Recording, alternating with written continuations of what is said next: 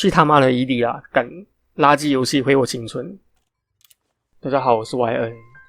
距离奥德赛正式推出已经过去1个半月了，这取决于我码字录影到底摸了多久。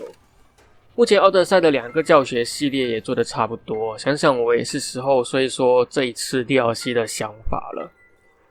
简而言之就是玩是可以玩，但就是觉得很不爽。那各位又是怎么看的？就鼓励大家尽量发弹幕或者回复和大家分享看看。顺带一提，任何抱怨汉化或者官方中文等内容我都会删除然后加拉黑。不要在这件事上碰触我的底线，我已经被烦够了。那在开喷之前要对没有买的人说一说，这次 DLC 具体到底加了哪一些东西。主要是新地面据点的内部结构，还有可以互动的设备，人类 NPC 站点大厅，个人装备武器商店，个人装备工程师改造，还有一大堆可以拾取的材料物件。而这次 DLC 的主轴可以说就是第一人称战斗的内容，还有一些样本采集的玩法来满足一部分的探索玩家。至于货运、挖矿还有客运之类的新玩法吗？抱歉，不存在的。后面会不会加我也不知道，但是根据奥德赛 DLC 的价格来看，我觉得是不用抱太大期望了。那接下来就是评论了。说是评论，其实更多时候是抱怨啦，主要还是要让各位比较有例子可以知道到底是什么情况。我就先说一说大家最在意的配置要求，也就是优化或者最佳化。以前游戏本体甚至说地平线的时代，我们可以信誓旦旦的说 FD 就是黑科技优化，内显都可以再玩，没有开玩笑的。这也的确是如此。然后我们忽略了，其实这主要一部分原因是因为太空里面一片黑，什么都没有，顶多就是太空站的光照效果之类的。但是奥德赛就不一样，到了地表，地形效果、光照、阴影、交战的光火、火光、爆炸效果、燃烧的火焰、烟雾之类的，这些东西全部都可以把我们的显卡按在地上摩擦。我本身是尽量把钱花在刀刃上面的省钱玩家，没有到万不得已的时候，我真的是不想要花钱换配置的那一种。就算是真的有闲钱，我大多数时候也是拿来买新的游戏。我的这台8年的老桌垫 i5-4690 GTX 1060 3GB 显卡，搭配 16GB RAM 还有固态硬碟，目前绝大多数游戏都还算是能跑。就算不能够开最高最顶级的画面，至少降低画面的话还是可以玩一玩的。像是隔壁的麦传公民啊，就算开着低配置进去晃，没有到极度流畅，但至少还是能玩。某些时候我甚至觉得比奥德赛还要流畅就对了，有些时候。微软的 Forza Horizon 赛车，没有记错的话，中等画质也是可以流畅的玩。ED 地平线就不用说了，以前还能够用 Ultra 画质在40 FPS 以上，偶尔可以稳定60，但是奥德赛就完全不一样了。站点大厅里面虽然说可以在30、40左右，但是最近第5次更新之后，据点里面降到只剩下20。而最吊诡的是，正式推出的第1、第2次更新之后，其实 FPS 有稳定，也上涨了不少，就 FPS 高很多。有时候我在着火的据点里面，甚至说可以到60满帧，但是后续几次更新之后 FPS 又掉下来了。反正这优化就很迷啊，不知道他在干嘛。如果你不像我就只满足于20帧可玩、30帧流畅、40帧电竞的话，那你可能就需要很好的配置才有机会能够流畅一点。没错，我说的是有机会。我在 Discord 这里的那些超高配置的大佬们也是有不同的状况，有些人很流畅，有些人的帧数和我1010差不多，这可能真的是看脸吧。再来就是非常严重的游戏内容断层。我们先撇开上下载具那个超粗细的黑屏不说，毕竟那个有可能真的是技术问题。但是以游戏玩法来看，游戏本体或者地平线的飞船驾驶内容在奥德赛里面几乎用不上，导致出现了一种状况，就是你的飞船在奥德赛任务里面完全就是你到目的地的交通工具而已。我们先不提用飞船直射火箭打地面人员这手段，毕竟这是比较跳脱原先游戏机制的玩法。现阶段就是你在游戏里面完全找不到任何需要步行和飞船协同进行的玩法或者任务，甚至说让你先潜入关闭防空设备，再用飞船接近完成主要任务目标，又或者反过来让你先用飞船轰炸一轮再步行进攻之类的进阶任务玩法也完全没有。所以奥德赛推出之前被 FD 吹上天的什么步行 SRV 还有飞船三方协调作战的氛围是死哪去了。再来就是生物样本采集的流程，撇开那个只可以装一个样本的垃圾采集工具不说，你步行之后会在 HUD 界面的方位角上面显示你上次采集的距离还有方向，但是你一上 SRV 或者飞船就没有办法看了，变成说你要知道你要知道自己距离上一个采集地点多远了，或者说附近的生命体能不能够采集，你就必须特地下车，然后往后看，然后按下右键。更烦人的就是你一下车的时候是看不到的，因为你刚离开载具，步行界面方位角的地方会先跳出地表的资讯，这可能会花上5秒到10秒左右。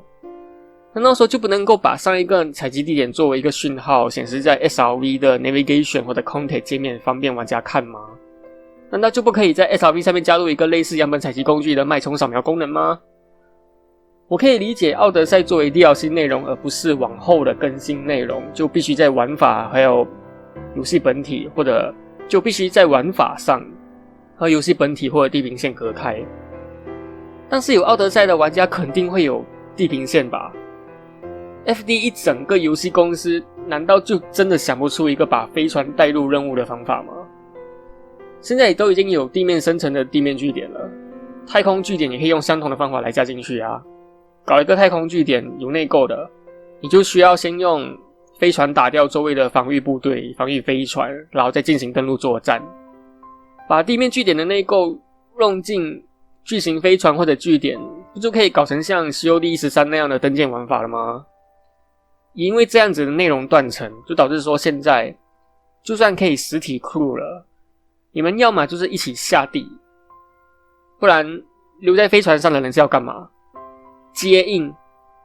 在天上飞2圈等其他人完事，这样子的内容到底有什么游戏性？接下来就是蠢到爆的游戏机制。那玩 ED 那么多年，游戏里面各种蠢机制也见过不少了，但是奥德赛还是可以刷新这个价线。最常见的应该就是保全设施对后来出现的 NPC 敌人完全没有反应。对不知道的人稍微说说这情况，就是在奥德赛里面有一种电力恢复的任务，它会要你去目标的地面据点装电池来恢复电力，而据点里面有一定的几率会出现敌对的非法搜刮者，基本上大多数时候都会出现。你可以选择先把他们击倒，再恢复据点的电力，又或者可以趁他们不注意的时候混进电力中心来开电。这时候让人血压 up 的地方就来了。你电力恢复之后，据点里面的保全设施也会启动，像什么对人员炮塔或者是保全无人机之类的。如果你之前没有清光那些非法的搜刮者，而你在这时候开枪去打他们的话，反而会是你因为在据点里面禁止使用武器区域开枪而被视为非法，罚款或者是悬赏，甚至说会导致据点里面的保全无人机不去打那些搜刮者，而是跑来打你。这设定简直蠢爆了，不是吗？再来，我们都知道 ED 里面几乎没有自首这种东西的，不管你是恶名昭彰的杀人不眨眼、身怀数十亿的海盗杀人王，还是只是不小心挡门的飞船，全都一视同仁，死路一条，这点都已经够扯了。但是奥德赛再一次让我们见识这到底有多扯。只要你地面据点的保全要扫描你，也不管你是在赶着搭船或者是用喷气背包乱飞，只要你跑出一定范围，不管你是有意还是无意的，就是会把整个据点的人都叫来打你，把你就地正法。这个效果堪比你杀了村口的鸡一样还要严重，妈的！更他妈搞笑的就是你还连自首都没有办法自首都没有办法。游戏里另外一个情况是，如果你在据点里面拿出武器被发现，就会被警告，再不收它才会攻击你。就为什么这个机制不能够搭配上面那个不配合扫描的机制呢？难道就不可以设定成说，如果叫住你，然后玩家如果不停下，而且又拿出武器的话，而且还反击，那些 NPC 才允许致命攻击你，不是吗？而且前面才说 DLC 就是奥德赛作为单独 DLC， 它要可以单独进行游戏内容。那么为什么又会跳出某些在货柜的 POI， 你需要先走路，用切割器切开柜子的东西让它掉出来，你才可以用 SRV 来拾取？这又是怎样？你就单纯搞成切割后用人员拾取，或者直接用 SRV 把整个货柜载走就好啦。就切割掉出来的东西那么小，非得要我们玩家开着那个 SRV 在那周围，在那个转不翻的货柜周围前前后后像传教士那样拾东西，超级蠢的好吗？再来就是毫无意义的手刮，这要说起来，其实地平线时期就已经有了。虽然说我自己也不太喜欢，也不会去干钱或者材料，但是我们都知道，在游戏本体或者地平线，玩家刷的内容，一般来说就是为了赚钱，或者是为了买更大更好的飞船来更快的赚钱，又或者刷材料让你可以魔改自己的飞船，但是最终目的都是让你本身有更好的飞船，后续可以做更多高危险的事情。在奥德赛也差不多是这样，你一样可以花钱买更好等级更高的装备，也可以收刮，就也可以用收刮来的材料去找工程师为你的装备加效果，但这全是为了什么？你在奥德赛里面进行的一切收刮拿到的材料就是拿去改造你的装备，然后让你后续可以更有效率的继续收刮材料，就是这样的轮回而已。接着就是非常糟糕的平衡，我说的是各方面的，就最明显的就是被嘴的超大声的那个步行装备价格，一艘 3Y 的新手飞船3万块，大多数小型飞船也不会超过70万，然后一把手枪多少钱？7万，一把步枪也要10多万，然后高等级的甚至说千万百万跑不掉，这到底是啥样？更别说那些消耗品的价格，还有用飞船运载那些成吨货物罐的价格，这超大的差异。还有那个伤害，随便一把步枪都可以把天上的飞船打下来。我知道游戏机制要让地面的人员有办法对抗飞船，才不会被打成狗，但是也不是这样搞的吧？你地面武器毁天灭地了，天上的飞船除了用直射火箭，几乎就没有办法直接造成伤害，是他妈哪门子的平衡？你 FD 至少也多出几款对载具武器啊，限定只有那几类爆破型武器能够有效伤害载具，然后让部分 NPC 配备那些武器就好了吧？又或者让某些武器可以加装榴弹发射器啊，才有办法对低空飞行的飞船造成伤害，这样子不是更正常更平衡吗？再来就是很诡异的 bug 还有连线问题。游戏有 bug 不算什么新奇的事情，尤其我们现在说来是我们的 FD， 但奇怪的就是奥德赛几次更新下来都可以把以前地平线没有事情的游戏功能搞坏，像是最近的航妈就一堆问题，或者说罚款悬赏清不掉，不然就是 CG 任务没有办法领取奖励，就逼玩家一定要切换为地平线，就让你怀疑这 FD 是哪里找来的外包程序员把原本还算可以玩的游戏内容搞坏了。我自己之前最常碰到的 bug 就是人物的头灯不会亮，其他倒是还好，断线的次数基本上一只手就数得完了，橘子蛇也见得不多，我算是运气比较好了，其他大佬就不一样。最后来说一说傻逼 FD 本身的问题，就是奥德赛没有加入飞船的内部构造已经被玩家喷到死了。尽管说网络上有不少声浪，或者有很不错的玩法意见，然而 FD 他说不做就是不做，就说什么玩家很快就会玩腻的啊，这样没什么游戏性啊，会很无聊之类的干话。那傻逼 FD 要不要说一说为什么还不把没有游戏性又浪费时间的超巡，或者说从飞船跑到电梯的这段路程拿掉？为什么干材料刷工程师的内容都已经4-5年了还在那边？这些他妈就不无聊了？口口声声说的要让玩家体验 Armstrong 登月一小步那种感动，结果我们得到的就是两眼一睁一闭的感动，去他妈的一小步。其实如果看过 David Braben 早期的访谈，你大概会知道他本身是很抗拒就是游戏过场动画的。这也是说为什么我们在 ED 里面会直接被钉死在椅子上，因为他就是偏向希望玩家可以身临其境的去感受这些过程，不管是奇妙的还是平庸无聊的都好。但现在这样子阉割下来的内容，说实话我是不知道怎么 David 会通过的就是了。而且还把 VR 的模式拿掉。简单来说，现在奥德赛 VR 的情况是，你下船走路的时候会在 VR 里面显示一个平面的画面。